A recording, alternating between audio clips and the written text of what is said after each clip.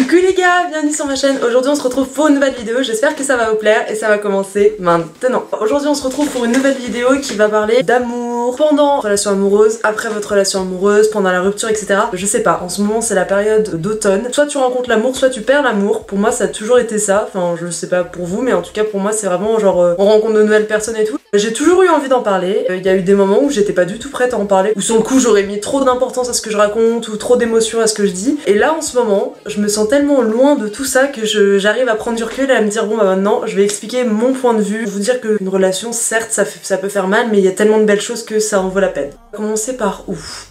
Tu peux sortir avec qui tu veux, c'est pas une personne qui dit bon bah le mec doit absolument être plus grand en taille et en âge, le mec doit absolument avoir 1 ou 2 ans de plus que toi parce que s'il a 5 ans de plus que toi ça craint un max, bah non, tout ça, tous ces trucs, c'est ridicule, ça n'a aucun sens, c'est par rapport à toi, c'est par rapport à ta relation, par rapport à comment tu te sens toi, et je vois pas pourquoi des personnes qui ne vous connaissent même pas peuvent généraliser des couples dans le monde entier, c'est-à-dire que bah non, toi meuf tu fais 1m80, tu peux sortir qu'avec des mecs qui mesurent plus d'1m80, tu vois, j'en suis vraiment la preuve exacte parce que je suis sortie avec un garçon qui était plus petit que moi et pourtant je l'ai pas mal vécu, c'est juste que j'ai mal vécu le fait que les gens autour de moi me disent ça se fait pas. Tu peux vivre une autant belle relation si la personne est plus grosse, plus fine, plus petite, plus grande que toi. Après évidemment, je pense que à partir de 15-16 ans, tu peux à peu près te rendre compte de s'il y a de la limite ou pas par rapport à l'âge. Évidemment que si t'as 12 ans, je suis désolée mais il y a quand même des limites à tenir. Quand t'as 12 ans, tu peux pas sortir avec quelqu'un de 20 ans. C'est infaisable, c'est pas possible. À 12 ans, tu commences à apprendre ton corps, il y en a qui ne sont même pas encore réglés à cet âge-là, donc tu ne sais pas qui tu es, donc pourquoi sortir avec quelqu'un qui se connaît depuis très longtemps et qui pourrait profiter de toi? Ce serait pas sain en fait. Quand tu sors avec quelqu'un, vous devez être à peu près sur la même longueur d'onde. Donc c'est pour ça que des filles sortent généralement avec des mecs qui sont plus âgés qu'eux parce que les filles ont la capacité d'être matures plus rapidement que les garçons et du coup, vu que les garçons ont 2 ans de plus que toi, c'est comme si toi t'étais autant mature que le mec qui a 2 ans de plus que toi. Et à partir d'un certain âge, la maturité n'augmente pas. À partir de 25 ans, bah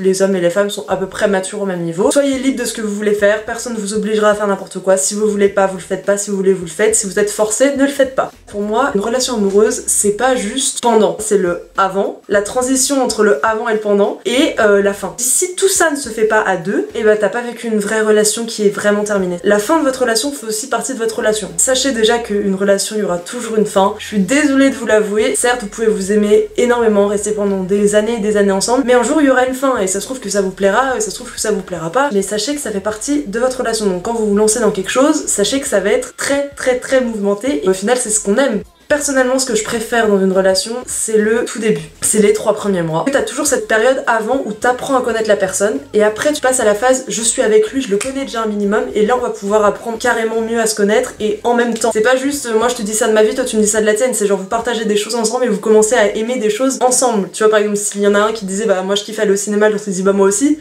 Certes, et ben maintenant on y va ensemble. Il y a des choses dans le couple que je trouve fondamentalement vraies. Moi j'ai des périodes. Il y a la période des 3 mois. Si les 3 mois se passent mal, c'est que ta relation ne va pas bien se passer. Normalement, si les 3 premiers mois, il y a toujours des trucs où tu dis putain ça me saoule, ça me saoule, ça me saoule, et que quand tu fais le débrief, tu dis en fait il y a beaucoup plus de défauts que de qualités. C'est que tous ces défauts, tu vas les répéter tout le temps durant toute ta relation et ça va te pourrir. Mais tu peux pas commencer un truc sain. C'est ça que pour moi les 3 premiers mois c'est les mois de test. Deuxième étape, c'est l'étape des 6 mois. L'étape des 6 mois, c'est l'étape où tu te dis attends, là ça commence à faire long quand même. Tu te dis ça fait la moitié d'une année, ça veut dire que c'est sérieux. Est-ce que aujourd'hui je suis toujours autant amoureux qu'au début? C'est la période love to love mais un truc de dingue, genre t'es en mode mais j'ai envie de partir là avec toi, là. C'est exceptionnel ce qui est en train de se passer. Si vous êtes encore amoureux après 6 mois, c'est que ça se passe vraiment bien dans votre relation. Et après, la 3e période, c'est 10 mois. 10 mois c'est la période où tu te lasses. C'est la période où tu te lasses énormément. C'est la période où soit ça passe, soit ça casse. Si vous avez passé les 10 mois, je pense que là vous êtes relax pendant 1 an et demi, généralement. Mais si vous êtes pas relax pendant les 10 mois, c'est que ça va bientôt être terminé. Les couples à distance. Un des garçons avec qui je suis sortie était pas là de toute la semaine parce qu'en fait il était dans un internat et le week-end il rentrait et du coup le week-end il avait beaucoup de choses à faire, il y avait les cours, les amis, la famille, etc. Et du coup tu passes un peu comme ça. Et c'est compliqué à vivre, vraiment moi c'était une des raisons pour lesquelles je me suis dit ça sert plus quoi. C'est jamais dans le moment en mode waouh, on se pose, on est bien, on s'appellera demain. Tu sais, je pense que pour les relations à distance, faut vraiment tout le temps être comme ça et genre se dire bon bah il m'appelle, ouais ça va, comme si t'allais le rejoindre dans 2 heures, tu vois. Vraiment en mode il est tout le temps avec toi. Même malgré la distance, tu te dis il sera avec moi tout le temps si j'en ai besoin. S'il y a ce truc en mode je fais ma semaine, tu fais la tienne, on se retrouve le week-end, ça passera pas. Franchement, c'est très compliqué. Faut pas se dire non mais peut-être qu'il va changer. Les gens ne changent pas. C'est lui, il a été habitué à toujours vivre seul et il changera pas pour vous. Moi je suis le genre de personne qui, quand je sors avec un garçon, est présente à toute la smalla, à tout le monde. Alors à mes meilleurs amis, à ma famille, mes meilleurs amis, je fais des soirées avec eux et tout, je dis bon bah il y a mon copain qui va venir, nana. Et ça devient vraiment limite ton frère et limite tes potes deviennent potes avec ton copain. Ah bah il est pas là, tu sais, comme si c'était bizarre. Alors qu'il y a des personnes qui sont très pudiques là-dessus, ils disent bah non, c'est ma vie avec mon copain et ma vie avec mes potes et ma vie avec ma famille, hein. Genre on mélange pas tout, tu vois. Même si je me dis à la fin, oh j'aurais pas dû parce que là j'ai une double, voire une triple peine, parce que du coup ma famille me demande mais du coup t'es plus avec nanana. Enfin, tes amis disent ah bah t'es plus avec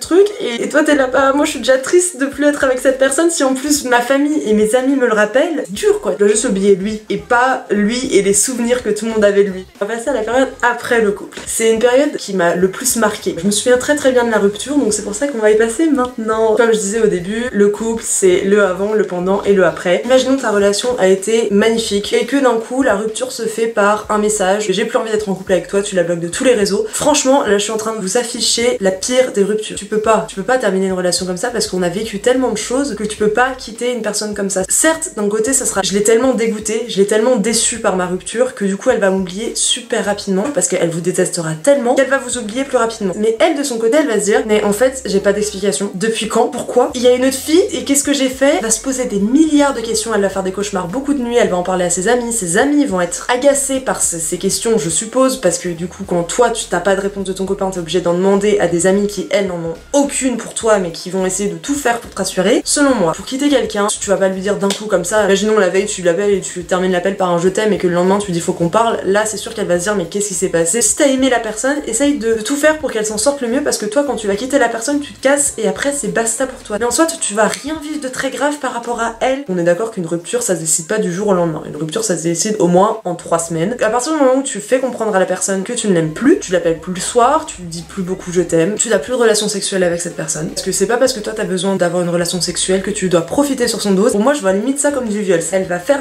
l'amour avec toi parce qu'elle t'aime et toi tu vas faire juste ça parce que t'as besoin de sortir ton truc de ta... Puis après avoir fait ça, une semaine après tu lui dis je sais pas si tu remarques mais en ce moment ça va pas trop. Ce que je vais te dire là maintenant, j'ai vraiment réfléchi pendant très longtemps, c'est pas une relation qui est prise à la légère parce que t'es une personne qui a beaucoup compté pour moi. Tu dis vraiment des mots comme ça, même si sur le coup elle va lire un truc elle va dire mais il se fout de ma gueule, il est en train de dire que je compte beaucoup pour lui, en même temps il est en train de me faire comprendre qu'il m'aime plus. Mais plus tard, il a très bien fait de faire comme ça. Et après, il te laisse toi de ton côté essayer de comprendre. Vous vous parlez quasiment plus. On se laisse un peu de temps, on fait un petit break, mais pas un break où tu vas aller revoir des meufs en boîte et tu vas baiser parce que tu vas dire non mais on était en break, c'est bon, c'est pas grave. Non, un break, tous les deux, on réfléchit sereinement de notre côté. Est-ce que tu as compris que je ne voulais plus être avec toi et est-ce que la personne qui devait comprendre accepte de ne plus être avec toi? Même si elle accepte pas, évidemment elle aura pas de choix, mais au moins de se dire je te laisse le temps de digérer le truc et après on se voit pour que je te le dise en face. La personne va s'adapter pour que une fois face à face quand il me dit les raisons de cette rupture, je sois prête à l'accepter comme il le veut. Parce que lui, sa décision elle est réfléchie. Donc malgré que tu fasses tout ce que tu veux, t'as juste à acquiescer. Alerte, la chose à surtout faire, c'est vous quitter dans un endroit où vous ne retournerez jamais. Après, ce que tu veux lui dire sur le coup, j'ai pas de recette miracle. Tu y mets les mots, tu y mets la forme. Si elle a besoin de te faire un câlin, tu acceptes son câlin parce qu'il faut pas non plus la détester, de là lui cracher dessus en mode bon c'est bon t'as compris, maintenant je me casse. À part si tu dois lui en vouloir de quelque chose en particulier, comme si je m'est trompé. Tu marques le truc en mode j'ai passé un très bon moment avec toi. J'aimerais bien que ça se passe autrement, mais ça peut pas, je peux pas gérer ce que je ressens.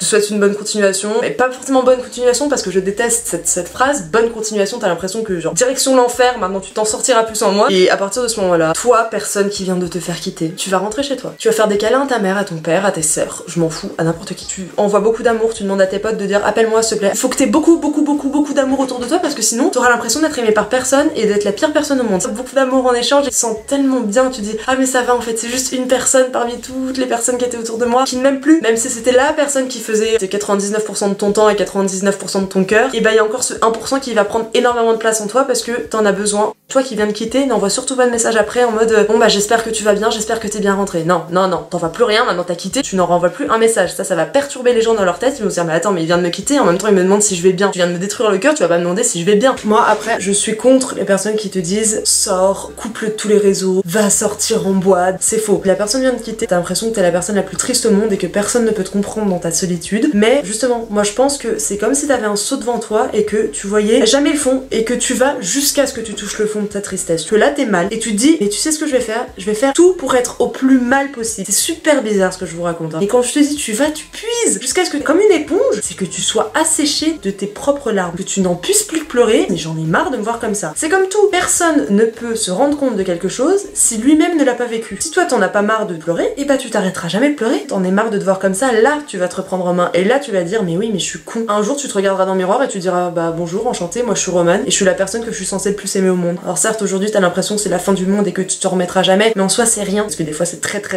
long de se remettre d'une rupture. T'inquiète pas, je l'ai vécu, j'ai mis du temps aussi à m'en remettre. Aujourd'hui regarde me voilà et je remercie notre relation et je remercie que aujourd'hui je suis prête à affronter une nouvelle relation. Je sais qu'aujourd'hui toi en me regardant, si tu viens de te faire quitter et que t'es au plus mal de ta vie, tu dis mais comment elle fait, moi aussi j'aimerais bien être comme ça. Mais ça va t'arriver très rapidement si tu crois en toi, si tu te dis qu'il y a qu'à toi que tu peux faire plaisir. Et à partir du moment où t'as eu ton moi Bob l'éponge à te puiser les larmes, et bah là tu dois te remonter. J'ai toujours aimé natation, et bah là tu te bouges le cul, tu vas à la piscine, tu fais des choses que t'aimes, tu te motives à sortir de chez toi, tu te motives à t'instruire, tu te motives à changer pour quelque chose de meilleur, pas pour quelque chose qui ne te ressemble pas. Imaginons t'as gardé ses réseaux sociaux et puis tu regardes dans ses stories, il y a que des filles qui vont en boîte et qui mettent des jupes ultra courtes. Si c'est pas ton genre, le fais pas, parce que imagine lui il s'est pas désabonné de toi et il voit dans ta story que tu fais ça, il va se dire hein, parce qu'il s'est dit moi je suis sortie de base avec une personne parce qu'elle était comme ci comme ça. Si au final elle se change pour me plaire entre guillemets, il verra pas ça comme ça, hein. Lui il se dira ah mais c'est vraiment une pute. Toi tu diras ah bah tu vois j'ai fait tout ça pour que je te plaise. Ah non, lui il le verra pas comme ça. Reste toi-même et ne fais plus les choses calculées pour lui ou pour elle. Fais tout ça pour toi. Lui il a vécu, ça se trouve il est pire crasse au monde, il est ultra triste, mais tu t'en fous de le savoir parce que c'est lui qui t'a fait du mal. Faut que tu penses à toi maintenant, tu penses qu'à ta gueule. Est-ce que il faudrait se remettre avec son ex? La seule réponse que je vais te donner c'est pourquoi vous êtes quittés de base. Parce que quelqu'un a trompé quelqu'un d'autre, parce que vous manquez de respect, parce que vous voyez jamais, toutes tes choses mauvaises. Ou alors vous êtes juste quitté parce que vous ne vous aimiez plus. Si t'as quitté pour quelque chose de sûrement pardonnable pour toi mais impardonnable pour d'autres, dans ce cas-là ne te remets pas avec cette personne parce que déjà c'est grave la classe d'avoir le choix. Alors que si vous êtes quitté juste parce que vous aimiez plus et que la personne revient en mode ah j'ai fait une connerie et que toi tu te rends compte en fait que tu l'aimes aussi encore et que t'as carrément accepté la rupture que tu viens de vivre, alors je vais repartir pour une relation avec un mec qui m'a quitté, qui m'a fait énormément de mal et là il revient, il veut qu'on revive une belle relation puis après en tous les cas on va se requitter. Est-ce que je suis juste prête à vivre ça? Si t'en as envie et que t'es sûre d'en avoir envie,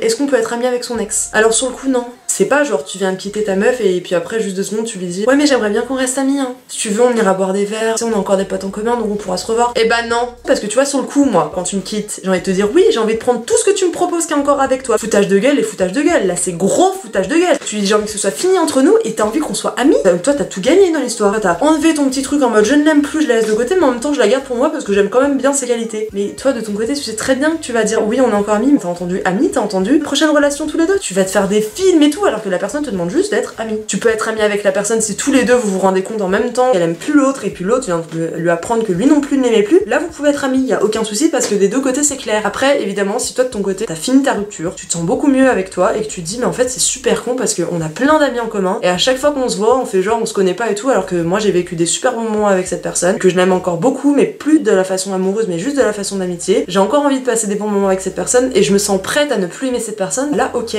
J'espère que ça vous a plu. N'hésite pas à commenter quelques petits trucs si tu te sens super concerné, si tu te sens pas concerné, si tu trouves que j'ai bien fait cette vidéo, si je l'ai mal fait. Donc voilà, tout ce que tu penses sur cette vidéo, tu me le mets en commentaire. N'hésite pas à liker aussi la vidéo. Je te fais gros bisous et à toutes pour de prochaines vidéos. Ciao.